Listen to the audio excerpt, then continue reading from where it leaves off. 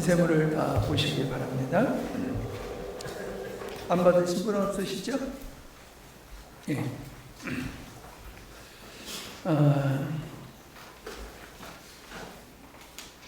우리가 구약의 성도들을 부러워합니다. 특별히 이스라엘 백성들이 출애굽할 때와 또 광야의 여정 속에서 이스라엘 백성들은 하나님을 봤습니다. 시내산에 하나님이 임재하신 걸 보면서 백성들이 두려워서 올라가지를 못했어요. 그리고 모세에게 당신이 하나님의 말씀을 받아서 우리에게 전해주면은 우리가 그대로 행하겠다, 그렇게 하지 않았습니까? 하나님은 영이시기 때문에 우리와 같은 육체를 가지고 계신 분이 아니기 때문에 우리와 같은 형상을 볼 수는 없겠지요. 우린 피조물이기 때문에 형상을 가지고 있지만은 하나님은 영이시기 때문에 우리와 같은 육체를 가지고 계신 분은 아니에요. 이해가 안 되지요. 그러나 그게 사실이란 말이죠.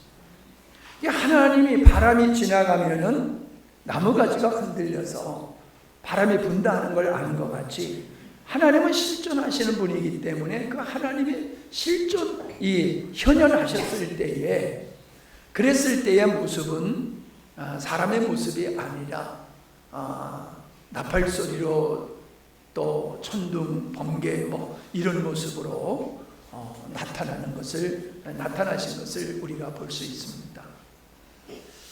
자, 우리가 생각할 때에 하나님이 역사하신 것도 놀랍지만은 하나님을 직접 시내산에 임재하신 하나님을 그들이 보았다라고 하면은 우리가 생각할 때에는 그러면 그들의 신앙은 견고할 것이다, 변하지 않을 것이다, 견고할 거다, 이런 생각을 우리가 합니다. 그러나 결과를 보면 어떻습니까? 하나님의 능력은 고사하고 하나님이 시내산에 임재하신 현상을 보고도 그 백성들은 그 하나님을 떠났다라고 하는 겁니다. 우리가 생각하면 있을 수 없는 일이지 어떻게 그럴 수가 있나? 근데 그 하나님이 육신을 입고 이 땅에 오신 분이 예수님이지 않습니까? 예수님이 나를 본 자는 아버지를 본 자다라고 말씀하셨다는 거예요.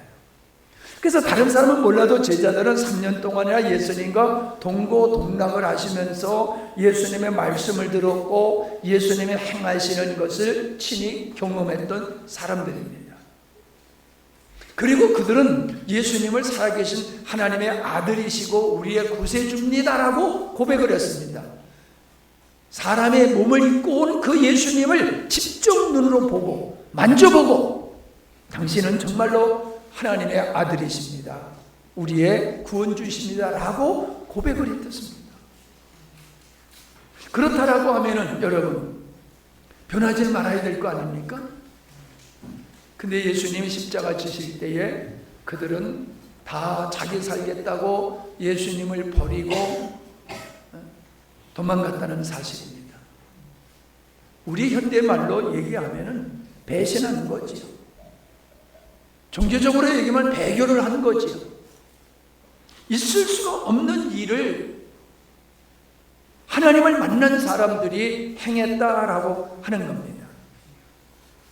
우리는 그렇게 하나님을 뵙게 되어지면은 절대로 변하지 않을 거다 그러는데 우리도 그들과 똑같은 사람이다라고 하는 겁니다. 그래서 우리는 얼마든지 또 하나님을 부인할 수 있는 가능성을 우리는 가지고 있다는 것입니다. 그게 바로 히브리서 6장 4절의 말씀입니다. 자, 시작. 한 번 빛을 받고 하늘의 은사를 맛보고 성령의 참여함 받고 하나님의 선한 말씀과 내세의 명령을 맛보고도 타락한 자들은 다시 새롭게 하여 회개할 수 없나니 이는 그들이 하나님의 아들을 다시 십자가에 못 박아 드러내 놓고 욕되게 함이니라. 자, 이거를 이제 굉장히 난해한 구절이라고 말하고 있습니다. 왜냐하면 우리가 한 번 구원은 영원한 구원이라고 우리가 그렇게 믿고 있는데 어떻게 이럴 수가 있느냐라는 이제 반문이기 때문에 이 본문을 해석하는 데도 여러 가지 의견이 분분합니다. 그러나 분명하게 얘기합니다. 하나님의 계시에 의해서 하나님도 알고 예수님이 누군지도 알고 성령의 역사로 말미암아 은사도 맛보고 성령의 참여함. 그래서 예를 들어서 제자들이 나가서 복음을 전하고 나갔을 때에 귀신들이 떠나가는 것을 와서 경험하고 얘기하지 않았습니까? 경험을 했다는 거죠. 유다도. 하나님의 말씀과 내세의 능력을 모아봤다. 자, 하나님의 말씀을 깨달았습니다. 그래서 돌짝밭과 가시밭의 얘기가 나오지요. 하나님의 말씀을 깨달았어요. 은혜를 입었어요. 그러나 결국은 말씀을 인하여 환난과 핍박이 오고 세상 것을 놓지 못했을 때에 그들의 신앙은 결국 뿌리가 약해서 가시던 불 때문에 결실지 못하는 자와 같은 사람이 있다라고 성경은 우리에게 주님이 말씀해주고 계시지 않습니까? 6절에 보면은 타락한 자들, 그렇게 하나님의 은혜를 입고도 타락한 자들이 있다고 말씀하시는데, 우리가 조금 전에 말씀드린 대로 이스라엘 백성들 하나님을 보았고 성육신하신 하나님을 그들이 보았음에도 그들의 손으로 예수님을 십자가에 못 박아 죽였다라고 하는 겁니다. 아니, 그들이 그렇다라고 하면은 한 번 은혜를 맛본 자들이 타락할 수 있지 않느냐라고 하는 가능성이 충분히 있음을 우리는 생각할 수가 있는 거죠. 왜 타락을 했을까요? 저는 이 타락한 사람들의 공통점이 뭐냐 하면은 하나님이 우리를 왜 창조하시고 우리를 왜 구원하셨느냐라고 하는 하나님의 궁극적인 목적을 모르기 때문에, 내가 무엇을 위해서 어떻게 살아야 되는가를 모르기 때문에 탈선했다는 거예요. 탈선을 했다는 거예요. 예. 그래서 여기 타락하면이라는 말은 떨어져 나간다라고 하는 뜻인데, 곁으로 플러스 떨어지다라고 하는 합성을 하고 하는 이야기입니다. 자, 누가복음 22장 24절에 보면 예수님이 십자가를 지신다고 예루살렘으로 들어가실 때에 제자들은 예수님을 따라가면서 그들이 논쟁했던 것이 뭡니까? 누가 수제자냐, 누가 큰 자냐를 놓고 다퉜다라고 하는 겁니다. 지금 자기가 하나님의 아들이라고 얘기하고 구세주라고 얘기하면서 예수님을 따라다니는 그들, 근데 그들이 예수님을 그렇게 바른 신앙의 고백을 했고, 그런 고백을 한 그들을 가리켜서 너희가 복된 자다, 이걸 깨달은 것은 하나님께서 너희에게 알게 하셨기 때문이다 라는 칭찬의 말씀을 들은 그들이 예수님의 십자가를 지시기 전에 예루살렘으로 들어가는 예수님을 따라가면서 네가 크냐 내가 크냐 이 다퉜다는 겁니다. 여러분, 이건 안 맞는 거잖아요. 적어도 내가 따르는 이 예수님이 하나님이시고 인류를 구원할 메시아라고 하는 걸 바로 알았으면은 그들의 관심사는 내가 크냐 네가 크냐에 있을 수가 없다는 거예요. 오늘날 하나님을 제대로 알게 되어지면은 네가 크냐 내가 크냐 교회 안에서 그런 거 따질 수가 없다는 거예요. 근데 제자들은 그렇게 하나님과 동행하는 삶을 살았음에도 불구하고 그들은 누가 크냐라고 하는 이 다툼, 어린아이의 신앙에서 벗어나지를 못했다라고 하는 겁니다. 그냥 거창한 설교가 있고 지식이 있다 할지라도 그 마음속에 누가 크냐라고 하는 세상 것을 추구하는 마음이, 세상적인 정서가 그대로 있다라고 하면은 아무리 바른 신앙의 고백을 한다 할지라도 그건 헛된 것이죠. 물론 나에게도 그런 연약함이 있습니다만은 이렇게 주변의 사람들을 보면은 신앙 고백을 하는 거 보면 아주 멋져요. 멋져요. 흠잡을 데가 없을 것 같아요.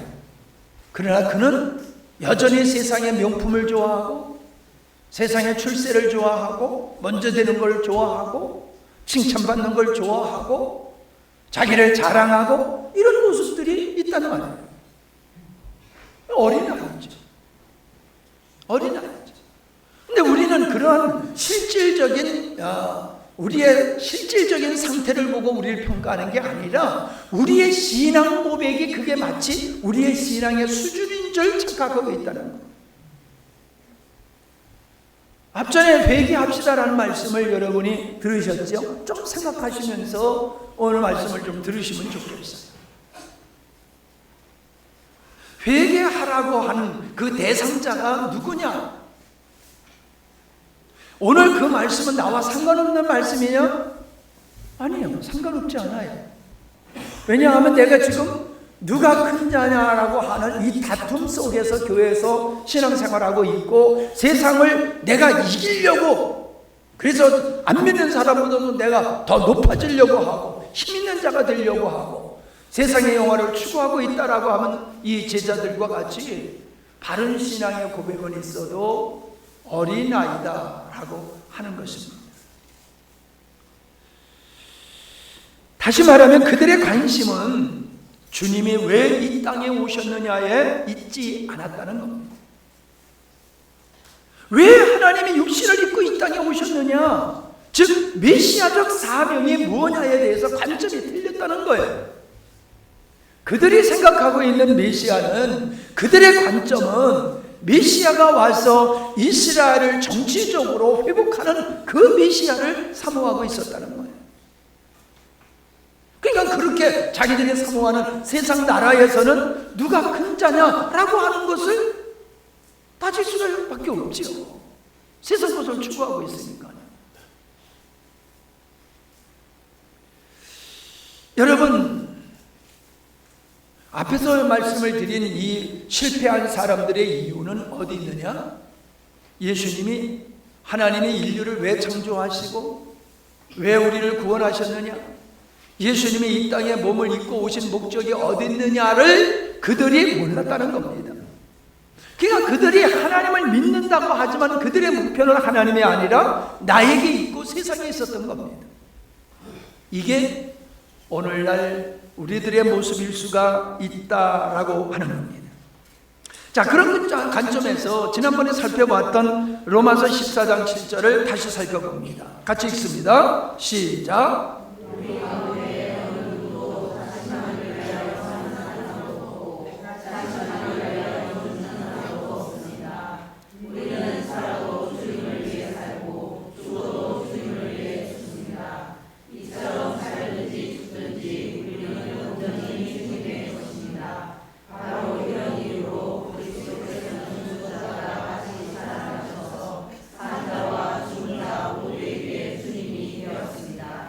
다시 얘기하면 내가 예수님을 주라고 고백한다라고 하면은 나의 삶의 목적이 내게 있지 아니하고 누구에게 있다? 주님께 있다라고 하는 것입니다. 다시 말씀드립니다. 여러분, 우리가 신앙 고백을 어떻게 하냐가 중요한 게 아니라 나의 삶의 목적이 주님이냐 나냐를 우리는 살펴봐야 된다는 겁니다. 나를 위해서 신앙생활을 한다라고 하면은 예수님의 십자가를 지시는 그 뜻을, 목적을 모르고 있다는 겁니다. 여러분, 우리는 십자가를 반토막만 알고 있습니다. 예수님이 내 죄를 위해서 죽으심으로 내 죄가 사해졌다는 것밖에 모릅니다. 그러나 그걸 넘어서서 성경은 뭐라고 얘기하고 있습니까? 그거를 믿는 사람, 예수님의 내 죄를 위해서 죽은 것을 믿는 사람은 다시금 자기를 위해서 살지 않는 자다라고 말씀하고 있다는 겁니다. 바꿔서 얘기하면 예수님이 왜 십자가에 죽으셨냐는 거예요. 그것은 자기를 위한 삶을 살았기 때문에, 자기를 위해서 사는 그 죄 때문에 예수님은 십자가를 지셨다는 겁니다. 그렇기 때문에 예수님이 내 죄를 위해서 죽으셨어요 라고, 그걸 믿음으로 나는 구원받았어 라고 하는 사람은 절대로 인생의 목적이 자기에게 있고 세상에 있을 수 없다는 겁니다. 근데 내가 아무리 세상을 봐도 한국교회를 바라볼 때에 정말로 사나 죽으나 나의 존재의 목적은, 내 존재의 목적은 하나님이다 라고 하는 사람이 많지 않은 것 같습니다. 만약에 인생의 목적이, 삶의 목적이 주님이 아니고 자기를 위해서 사는 옛사람은 구원에서 제외된다라고 한번 생각해 보십시다. 예수님을 믿으면 구원받는다고 하는 건 아멘이에요. 아멘이죠. 근데 그 예수님이 내 죄를 위해서 죽은 것이 무엇냐라고 하는 것으로 들어가 보면 다를 수가 있잖아요. 예수님의 구세주라고 고백을 하지만은 내가 말하는 구세주는 정치적인 구세주, 진짜 구세주는 나를 하나님의 자녀로 삼으시려고 오신 것이 구세주의 목적이라고 하는 때에, 육체를 따라 구세주를 믿었던 그것은 허당이었잖아요. 그래서 예수님을 다 떠나고 부인하게 됐잖아요. 다시 말하면은 그들의 신앙 고백이라고 하는 것이, 그것이 인정받기 위해서는 자기를 위해서 살지 않고 주님을 위해서 살았을 때에 그 믿음이 인정되는 것이고 구원의 그 요소가 될 수 있다는 것이죠. 그러나 신앙 고백은 내 죄를 위해서 죽으셨어요 라고 하면서 내 죄를 위해서 죽은 그 죄를 그대로 붙들고 삶의 목적이 내가 되고 세상 것을 추구하고 누가 큰 자냐 이런 의식으로 우리가 살아간다고 하면은 그건 구원받았다고 말하기가 어렵지 않겠어요? 한번 여러분 스스로 한번 생각해 보세요. 여러분 어떻게 여러분은 생각되십니까? 아, 그래도 그 사람은 구원받은 거예요 라고 말할 수 있는 근거를 한번 생각해 보십시오. 저는 그 근거가 떠오르질 않아요. 그렇기 때문에 아까 히브리서 6장의 이 말씀과 같이 내가 하나님의 큰 은혜를 입었음에도 불구하고 내 인생의 목적이 주님으로 바뀌어지지 않는 자는 타락하게 된다는 겁니다. 결국에는 그 증거가 이스라엘 백성들이었고 예수님을 따르던 무리들이었고 제자들이었다라고 하는 겁니다. 자, 우리는 이 주인, 주가 되려 하심이라 라고, 주가 되셨다라고 하는 이 말씀, 이 주인이라고 하는 개념을 이 시대의 정서로 이해를 하면은 이해하기가 어렵죠. 그 당시에 주인과 종이라고 하는 이 관계는 사람과 동물과의 관계와 같은 거죠. 그냥 이방인들은 개 취급을 했다는 거예요. 이방인들은 개 취급을 해서 짐승 취급을 했어요. 유대인들이. 그와 같이 그들은 종을 사람으로 취급하지 않았단 말이에요. 그렇게 사람으로 취급하지 않았던 종과 주인의 관계 속에서 종이 주인 앞에 어떤 자세를 가져야 되느냐를 우리가 생각해 봐야 되는 거예요. 같이 밥상에 앉아가지고 노닥거리면서 밥 먹을 수 있는 관계가 아니라는 거예요. 죽음은 죽는 신용을 하고 실제로 죽기까지 해야 되는 게 종의 모습이란 말이에요. 종은 주인을 위해서 있는 존재예요. 자기를 위해서 있는 존재 아니에요. 주인은 살아도 주를 위해서, 죽어도 주를 위해서 죽어야 되는 거예요. 그게 하나님의 사람들의 모습과 동일하다라고 하는 것이지. 자, 마태복음 5장 10절에 의를 위하여 핍박받는 자는 복이 있나니 천국이 저희 것임이라 했어요. 의를 위하여 핍박을 받게 된다? 아니, 불의를 행하여 핍박을 받는다라고는 모르지만 의를 하는데 왜 핍박을 당해? 이런 생각이 금방 들지요. 자, 너희는 먼저 그 나라와 그 의를 구하라. 이 모든 것들은 이방인이 구하는 것이다. 너희가 먼저 그의 나라와 그 일을 구하면은 너희들에게 필요한 모든 것을 하나님은 줄 것이다. 그렇게 말하는 이 의가 뭐냐라고 하는 거예요. 이게 우리가 수없이 나누는 말씀이지만은 이 의에 대해서 우리가 명확한 이해를 못하고 있는 것 같아요. 이해를 해도 또 잊어버려요, 금방. 자, 의라고 하는 것은 디카이슈네라고 하는 말인데 뭐라고 그랬어요? 그의 의무를 이행하는 자의 상태, 의로움, 하나님께 받아들일 줄 수 있는 조건이다. 계약 관계 속에서 계약을 충실하게 이루시는 것이 그게 의다라고 말씀을 앞전에 제가 늘 드렸습니다. 그러나 하나님과 우리와의 약조는 언약은 뭡니까? 하나님의 언약은 우리를 자녀 삼으시는 겁니다. 자녀된 우리의 의무는 뭡니까? 자녀된 삶을 사는 겁니다. 자녀된 삶이 뭡니까? 예수님이 이 땅에 오셔서 행하셨던 그 일을 우리가 한 겁니다. 왜요? 우리가 하나님의 자녀가 됐고 우리는 예수 그리스도의 제자가 됐기 때문에 그런 겁니다. 내가 하나님의 제자가 됐고 내가 그리스도의 제자가 됐고 하나님의 자녀가 됐다라고 하면은 하나님께서 우리에게 그 은혜를 베푸신 그 은혜 앞에 우리가 마땅히 해야 할 일이 있다는 거예요.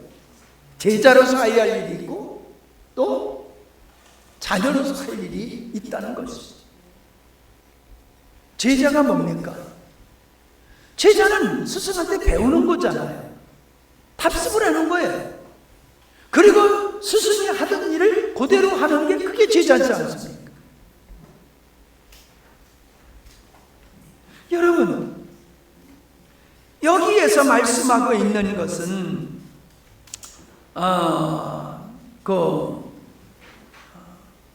의무를 이행하는 자의 상태다 그랬잖아요. 그 의무가 뭐냐는 거, 의무.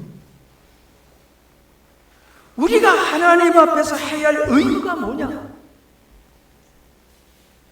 그 다음에 하나님께 받아들일 수 있는 조건, 그건 의로워짐과 착하고 충성된 종의 모습을 얘기하고 있는 것이죠. 자, 의무는 잘 들으십시오. 예수님이 제자가 됐기 때문에 예수님은 아버지의 아들로서의 의무를 감당했고 예수님은 충성된 종으로서의 그 역할을, 의무를 감당하셨습니다. 그러니까 예수님의 의무를 우리가 바라보면 우리가 행해야 할 그분의 자녀로서 제자로서 할 의무도 동일하다고 하는 겁니다. 아멘?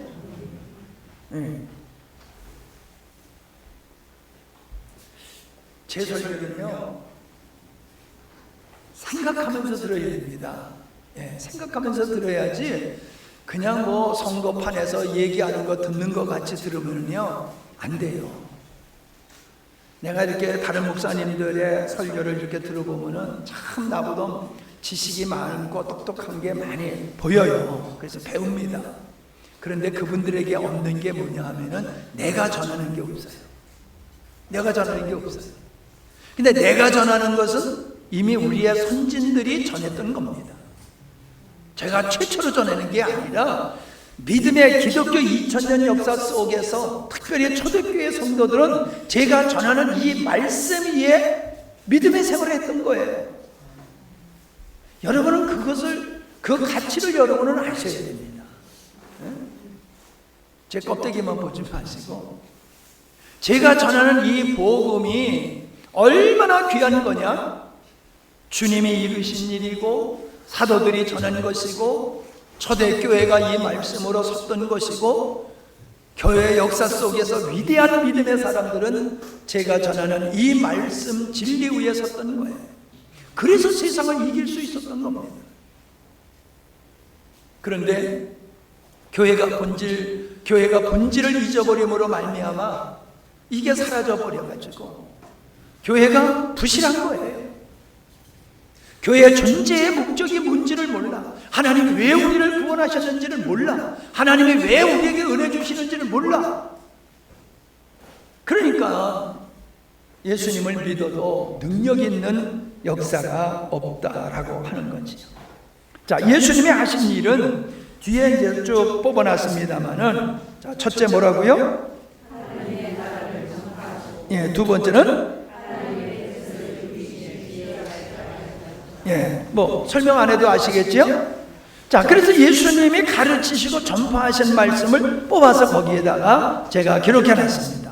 자, 쭉 한번 읽어보겠어요. 마태복음 4장 17절. 비로소 전파하여 가르사대 천국에 가까웠다라고 말씀하셨어요. 마태복음 9장 35절.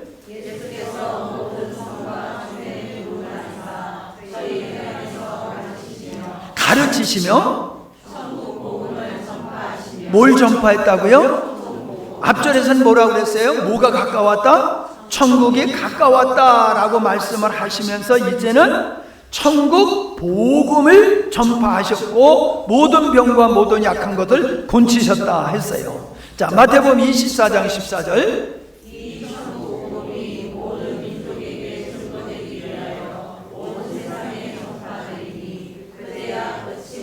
뭐가 어디까지 전가되어야 된다?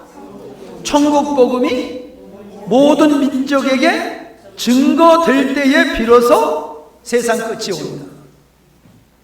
그러니까 보세요. 예수님이 전한 천국 복음을 누가 전해야 되는 겁니까? 누가 전해야 되는 거예요? 아니, 천국 복음을 모든 민족에게 전하면은 주님이 오신다고 그랬잖아요.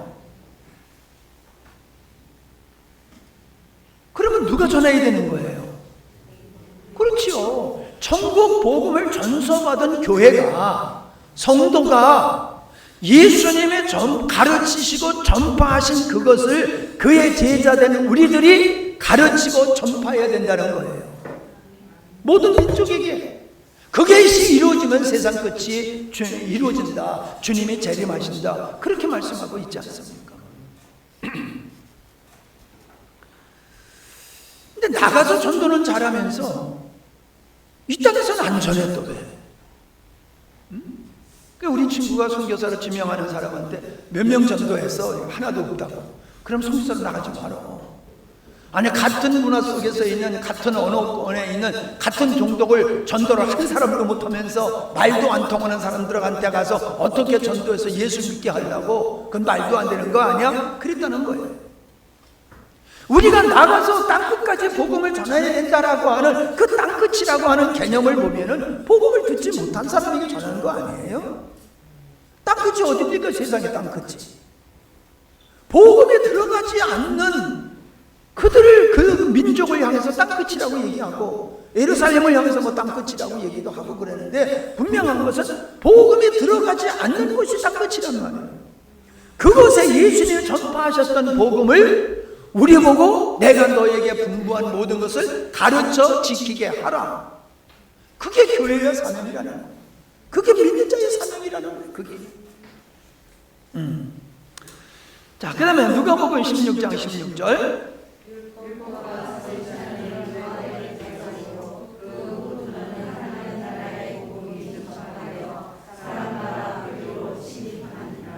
천국 복음이다. 그랬더니 이제는 하나님의 나라의 복음이다. 하나님 나라의 복음이다. 그렇게 표현하고 있음을 보게 되어집니다. 그리고 니고데모에게 거듭나지 아니하면은 하나님 나라에 들어갈 수 없다. 그래서 하나님의 나라라고 하는 이 천국이라고 하는 것은 죽어서만 가는 것이 아니라 이 땅에서부터 시작되는 거지. 천국이 가까웠느니라. 이 땅에서부터 천국이 시작되어진다라고 하는 거. 그래서 천국은 예수님의 복음을 받아들인 그 영혼들을 가리키는 거지 않습니까? 교회를 가리키는 거란 말이죠. 자, 요한복음 18장 36절 시작.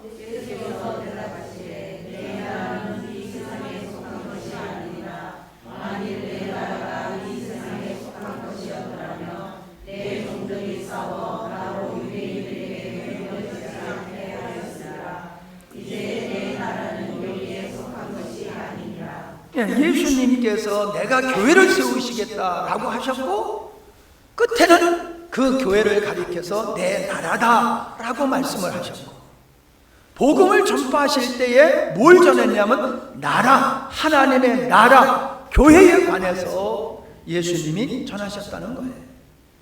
바로 이 교회, 하나님의 나라라고 하는 것은 하나님의 창세전에 의도하신 목적이라는 거예요. 하나님의 처소라는 거예요. 하나님의 거하신 처소. 그래서 그는 나로 더불어 먹고 나는 그로 더불어 먹으리라.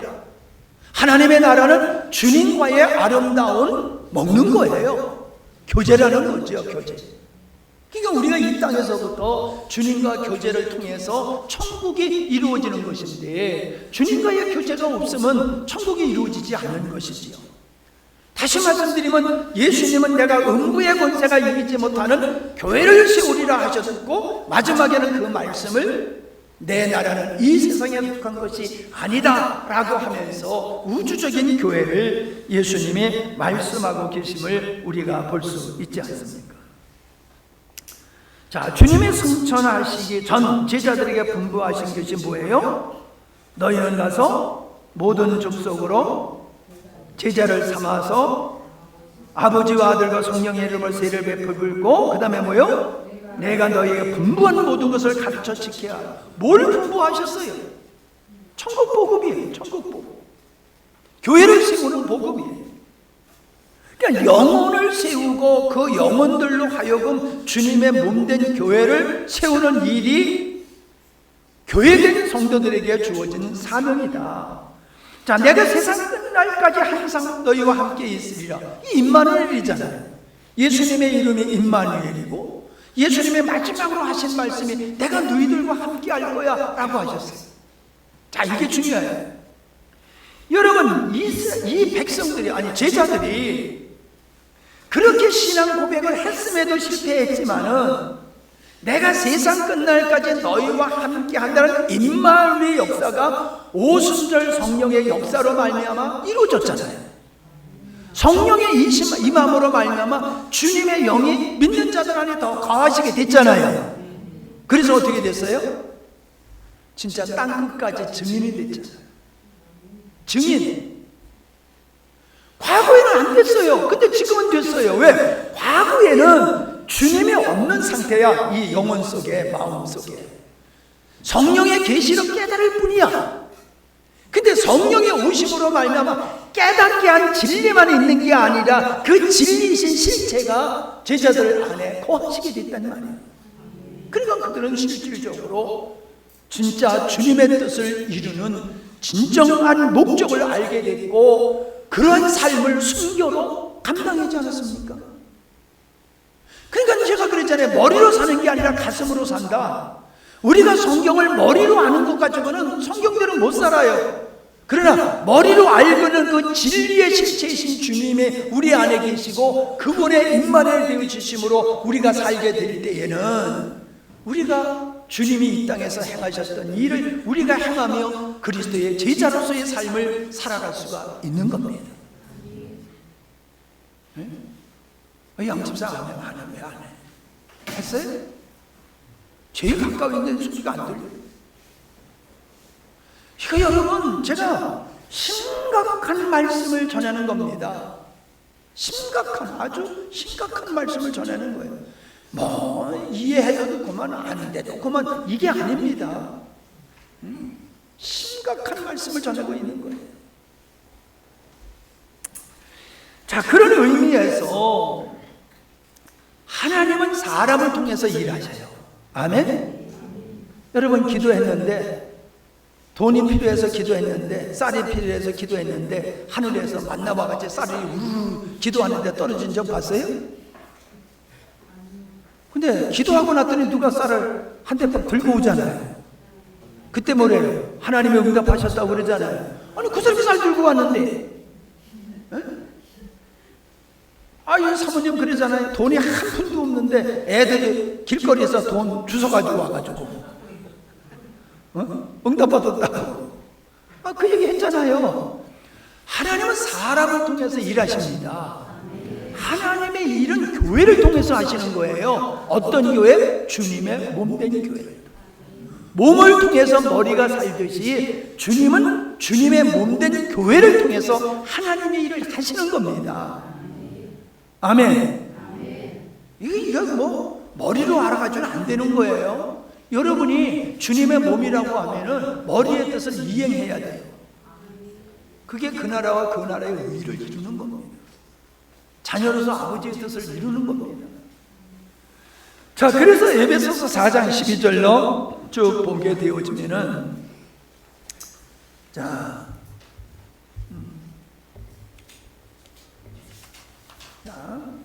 거기 이제 12절로 17절 뭐 거기까지의 말씀인데, 예, 거기에 제가 이제 그 개역개정 성경과 쉬운 성경, 현대 성경, 새번역 성경, 한글 킹제임스 성경, 이걸 다 뽑아가지고 거기다 기록을 해놨어요. 왜냐하면 번역에 대해서 우리가 크게 오해하고 있는 부분이 있기 때문에 그렇게 한 겁니다. 자, 에베소 4장 12절 시작. 여러 가지 직분이 뭐냐면 목사, 사도, 선교, 선지자, 복음 전하는 자, 목사, 교사, 그 얘기를 하고 있는 거예요. 시작.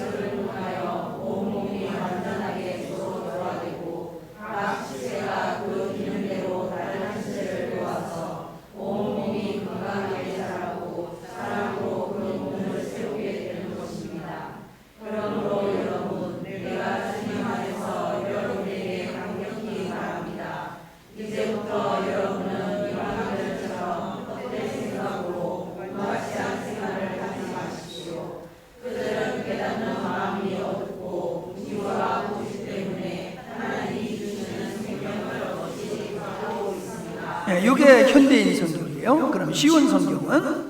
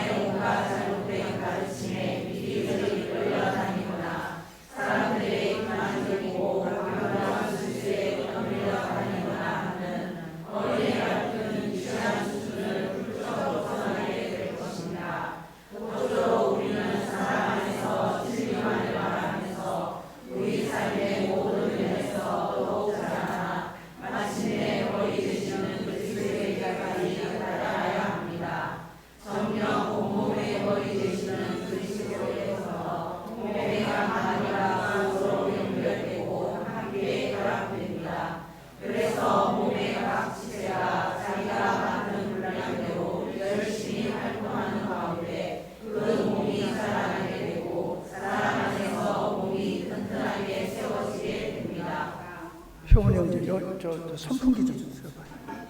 엄청 덥네. 자, 그 다음에 새번역 성경 시작. 그것은 성도를 준비시켜서 봉사의 일을 하게 하고 그리스도의 몸을 세우게 하려고 하신 것이다. 그리하여 우리 모두가 하나님의 아들을 믿는 일과 아는 일에 하나가 되고 온전한 사람이 되어서 그리스도의 충만하심의 경지에까지 다다르게 됩니다. 우리는 이 이상 더 어린아이로 있어서는 안 됩니다. 우리는 인간의 속임수나 강교한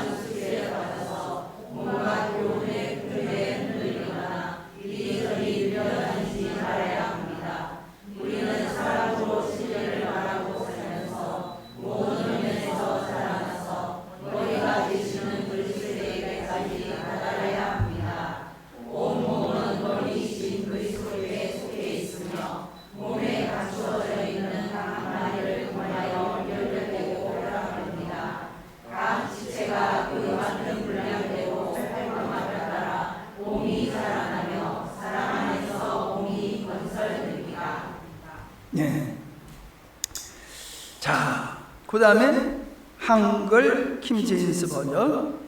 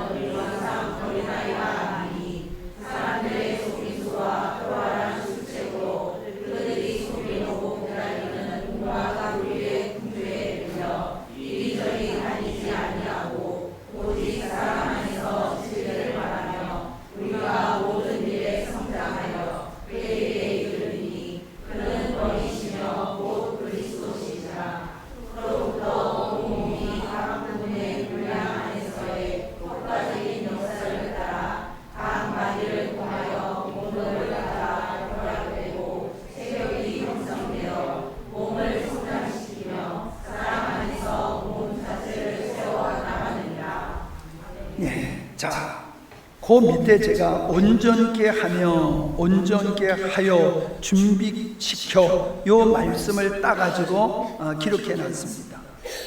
우리가 좀 전에 읽었던 말씀을 보면은 이렇게 되어 있습니다. 이는 성도를 온전케 하며 봉사의 일을 하게 하며 그리스도의 몸을 세우려 하시니라, 이렇게 기록되어 있는데, 이 하며가 하며와 하여를 바뀌어지는 겁니다. 온전케 하며, 온전케 하여, 준비시켜. 이것은 뭐예요? 어떤 일을 목적으로 하는 것이죠. 우리가 어떤 일을 하게 되면 준비를 하지 않습니까? 준비를 하고 그 일을 하러 나간다는 말입니다. 전쟁을 하더라도 무장을 다 하고 나간다는, 일을 할지라도 다 준비하고 나간다는 말이지. 그래서 우리를 왜 온전케 하며, 온전케 하여, 준비시켜, 이것은 뭐냐? 그 다음에 말씀이 나오는 일이죠.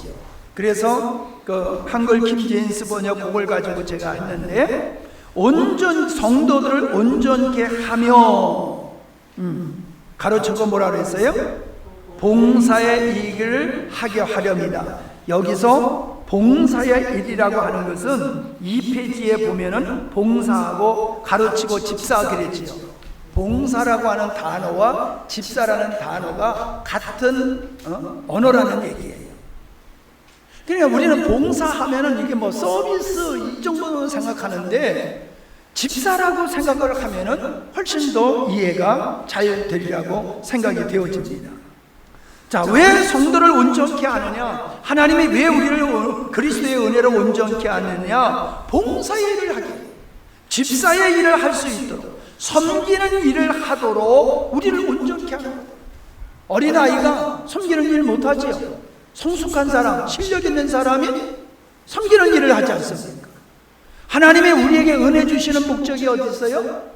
봉사의 일, 섬기는 일을 하도록, 집사의 일을 하도록 우리를 온전케 하셨다라고 하는 거예요.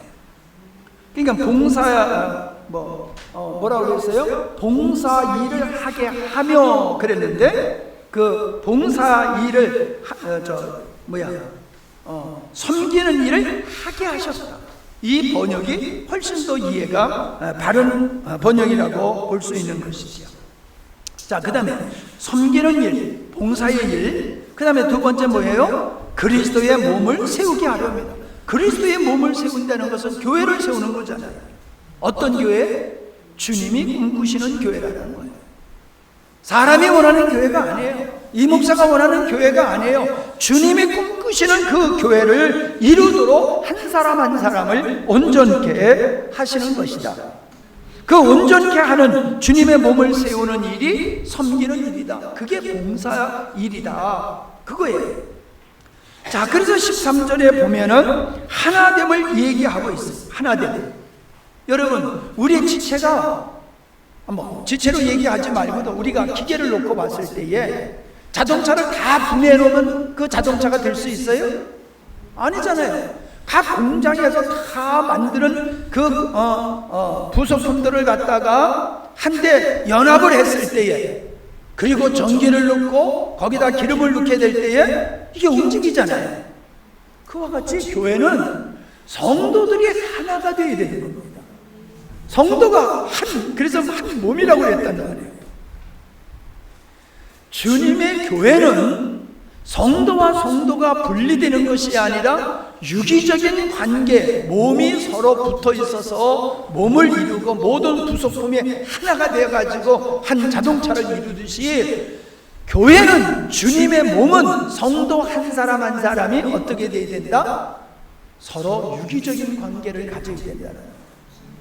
그래서 네 이웃을 네 몸과 같이 사랑하라고 하는 것은 유기적인 하나된 지체를 가리켜서 얘기하고 있는 것이라는 거예요. 나는 이 말씀을 묵상하면서 내가 성도들을 가만히 살펴보면요, 교회의 몸 안으로 들어온 성도가 있는가 하면은 교회의 몸 안으로 들어오지 아니하고 예배만 출석하는 사람들이 있어요. 그 사람은 진짜 주님의 몸을 이루고 있는 사람이 아니에요. 몸 바깥에 있는 사람이에요. 난 그 사람을 구원받았다 안 받았다라는 차원에서 얘기하는 게 아니라, 정상적인 그리스도인이라고 하면 주님의 몸에 속한 자가 되어야 된다는 거예요. 교회에 속해가지고 교회와 하나됨을 이루는 사람이 진짜 교인이에요. 교회 안에 들어오지 아니하고 주일날 예배만 드리고 땡하는 사람은 그건 주님의 몸을 이루고 있지 않은 사람입니다. 주님의 몸된 자만이 교회예요. 주님의 몸된 교회만이 신부예요. 그 신부만이 구원의 대상이에요. 우리가 몸 안에 거할 때에 비로소 유기적인 관계를 통해서 우리는 서로 봉사의 일, 섬기는 일을 통해서 우리는 성장하게 되어 있는 겁니다. 공급받게 되어 있는 거예요. 그런데 교회 안으로 안 들어오잖아요. 밥 먹고 가라고 해도 안 먹고 가고, 모여서 교제하려고 교제도 안 하고, 몸 안으로 들어오길 싫어해요. 오늘날 많은 그리스도인들이 가난한 교인이 뭡니까? 교회에 적을 두지 아니하고 이 교회 저 교회 떠다니면서 간보로 다니는 것 같이 그렇게 떠다니는 사람, 그 사람들은 교회에 소속을 안 하는 사람들이에요. 그건 주님이 원하시는, 주님이 꿈꾸는 교회의 모습에 해당이 안 되는 거예요. 그런 사람의 신앙이 잘 자라지 않습니다. 절대로 자라지 않아요. 여러분 보세요. 솔직히 우리 성도들만 보더라도 주님의 몸된 안으로 들어와가지고 주님 안에서 같이 밥 먹고 교제하고 이러는 사람의 신앙이 크지, 주일날 나와서 예배만 땀방 들이고 들어가는 사람이 신앙이 크는 거 봤습니까? 안 커요. 그 사람들은 신앙이. 왜 주님은 교회를 주님의 몸이라고 말했는지, 그러면서 뒤에 얘기하고 있는 게 뭡니까?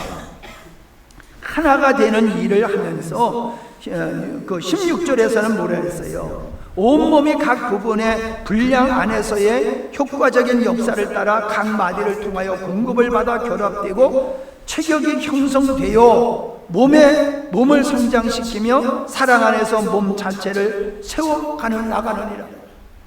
이게 뭡니까? 서로가 유기적인 섬김을 통해서, 유기적인 관계 속에서 섬김을 통해서 주님의 교회가 세워진다. 이 말을 바꾸면은 성도의 봉사하는 일, 섬기는 일이 뭐냐? 서로 지체를 세워가는 일이, 그게 교회를 이루고 있는 성도에게 주어진 사명이다라고 하는 거예요.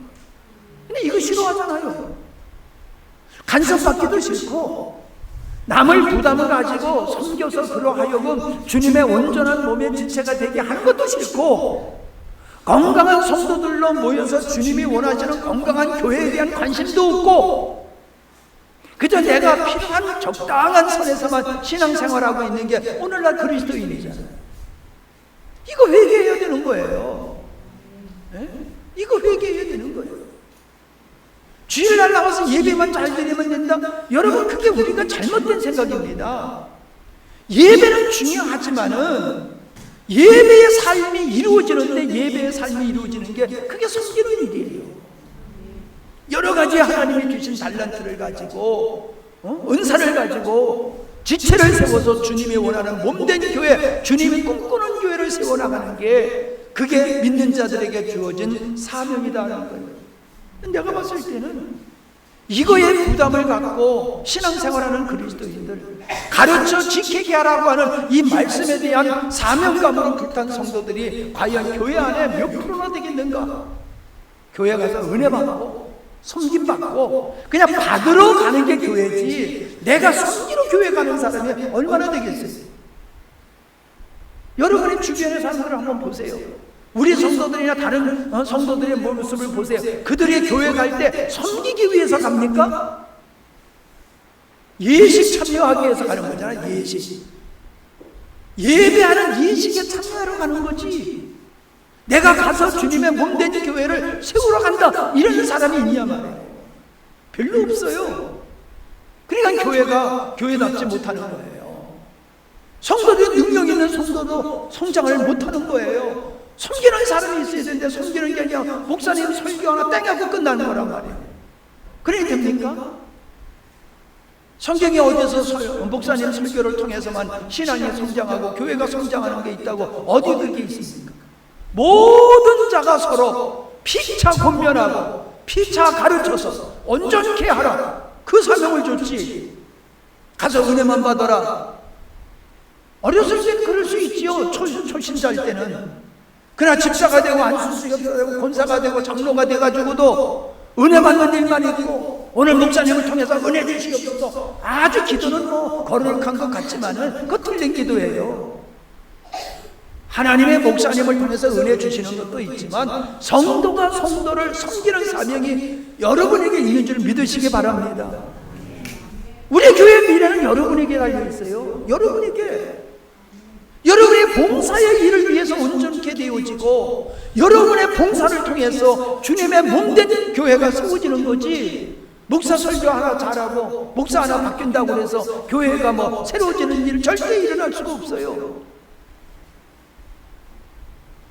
난 여러분이 하는 일이 정말로 기쁨으로 자원함으로 하는 일인지, 해야 되니까 해야 하는 일인지 한번 여러분 돌아보셨으면 좋겠어요. 미리미리 찾아서 하는 건지, 해야 되니까 그제서 하는 것인지 다 다른 겁니다. 머리로 하는 건지 가슴으로 하는 건지 여러분 돌아보세요. 우리 늘 얘기하지만은 우리 교회는 참으로 아름다움이 많은 교회입니다. 그러나 하나님의 관점에서 보면은 꼭 그렇지는 않아요. 여러분 여기 말씀에 뭐라고 그랬습니까?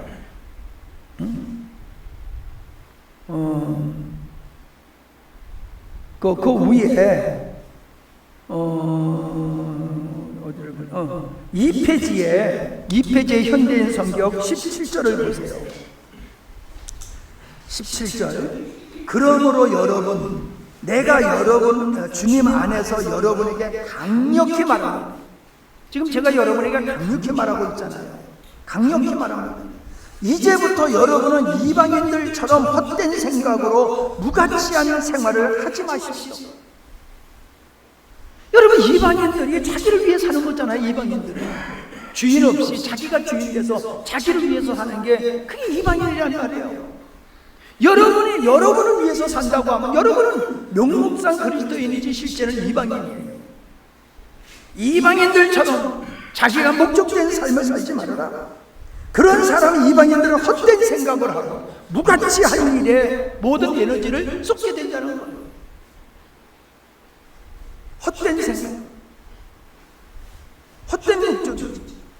무가치한 생활을 하지 마십시오. 18절. 그들은 깨달은 마음이 어둡고 무지와 고집 때문에 하나님이 주시는 생명을 얻지 못하고 있습니다. 여러분, 우리가 이런 자가 되면 안 됩니다. 마음이 어두워, 무지해, 고집이 세. 자기가 자기 생각을 고집을 해. 목사님이 뭐라고 그러든지 성경에 뭐라고 그러든지 나는 내가 길 갈 거야. 이러면은 그게 이방인의 삶이고 거기서 하나님의 영광이 나타날 수 없다는 겁니다. 여러분, 이제 우리는 한 단계 넘어서야지 됩니다. 어떤 단계? 봉사의 일을 하는 거예요. 봉사의 일. 어떤 일을 위해서? 주님의 온전한 몸을 세우기 위해서, 어린아이와 같이 흔들리지 않는 그런 성도를 세우기 위해서 우리는 섬기는 일을 해야 돼요. 어디서부터? 내 자녀, 가정에서부터 그 섬기는 일을 해야 돼요. 무엇으로? 하나님의 말씀, 내가 너에게 분부한 그 말씀, 제자로서의 주님의 주신 말씀을 따라 살고 그것을 자녀들에게 가르치고, 그게 여러분의 사명입니다. 11조 했다고 다, 주일 예배 드렸다고 다가 아니란 말이에요. 여러분, 바뀌어야 됩니다. 정말로 이 마지막 시대를 여러분이 이길 수 있고, 주님 오실 날 부끄럽지 않는 주님을 영접하는 믿음, 환난을 이기는 믿음이 되려고 하면은 건강한 교회가 있어야 되고, 우리는 건강한 교회 속에 한 지체가 될 줄로 믿습니다. 그냥 예배 드리고 싶으면 드리고 가고 싶으면 가고, 이건 여러분 이방인의 신앙이에요. 종은 주인에게 맹거리니까요. 내가 여러분 한 사람 한 사람 놓고 지적을 하려면 할 게 많아요. 이렇게 얘기할 때, 아, 저건 나한테 해당되는 말씀이라고 깨달아야지. 제가 그걸 일일이 그걸 지적해야 되겠습니까? 그걸 이렇게 얘기해도 모르는 사람은 어떤 사람이에요? 마음이 어두운 사람이에요. 마음이 어두워. 그러니까 나한테 하는 얘기인데도, 심각하게 하는 얘기인데도 덤덤하게 듣는 거예요. 너 그러면 죽는다 하더라도 똑같은 짓을 계속 하는 거예요. 우리가 영적으로 그런 사람이 되면 안 됩니다. 정말로 우리 교회가 이 창조의 의도에 근거한 십자가의 복음을 받는 놀라운 축복을 우리가 받았다라고 하면은, 우리가 그의 준하는 믿음의 분량에 이루고 그 역할을 함으로 말미암아 우리가 주변의 성도들, 교회들을 또 깨우고 세워가는 이러한 역할을 하는 그런 교회가 되어야 될 줄로 믿습니다.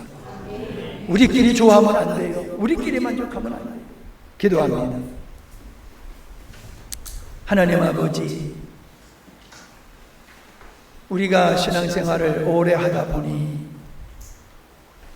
전통에 매이고 관습에 매여서 여기가 좋사오니 하면서 스스로 설정한 선에서 자족하고 만족하며 주께서 원하시는 곳으로 나가지 않는 모습이 우리에게 있습니다.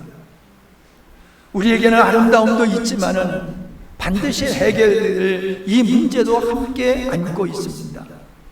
주님, 바울이 강력하게 권면했던 것과 같이 이 종이 사랑하는 교회를 향하여 강력하게 말씀을 전하고 있사오니, 우리 성도들이 이 말씀 앞에 가슴을 치게 하시고 잠자던 자가 뻘떡 일어나는 것과 같이 이제 우리로 하여금 그리스도의 제자로서 우리가 봉사의 일을 하게 해서 주님이 원하시는, 주님이 꿈꾸시는 교회를 세우는 우리 모두가 되게 하여 주시옵소서. 이 일을 위하여 기도로 끝나는 것이 아니라 우리가 발벗고 일어서서 달려가는 수고와 헌신이 있게 하여 주시옵소서. 예수님의 이름으로 기도하옵나이다. 아멘.